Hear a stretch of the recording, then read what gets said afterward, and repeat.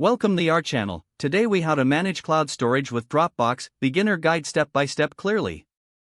To start managing cloud storage with Dropbox, first, visit the Dropbox website at www.dropbox.com. If you don't have an account, click on the sign up button to create one. Fill in the necessary information, including your name, email address, and a secure password.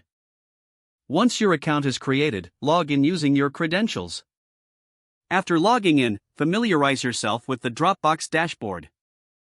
Here, you'll see a variety of options, including files, shared folders, and account settings.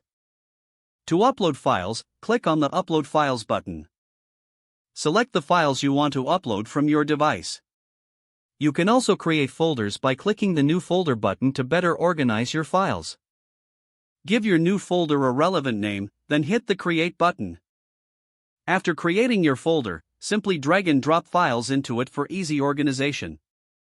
To share a file or folder, hover over the item and click on the Share button. Enter the email address of the person you wish to share it with. You can also set permissions, allowing them to either view or edit the content.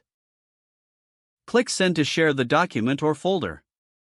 To access Dropbox from your mobile device, download the Dropbox app from your App Store. Once installed, log in with your account information to manage files on the go. You'll find similar features available, including upload and share options. To manage your account settings, click on your profile icon in the top right corner of the dashboard.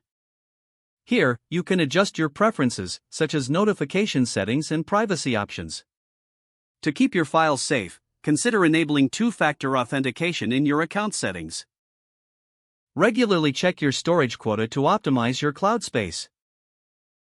Upgrade your plan if you find yourself exceeding the storage limit frequently. Finally, regularly review and delete files you no longer need to maintain an organized storage system. If the page does not load, refresh the browser or try again in a private or incognito window.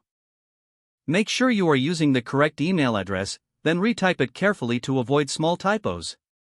If your password is not accepted, use the reset option and create a new strong password you can remember.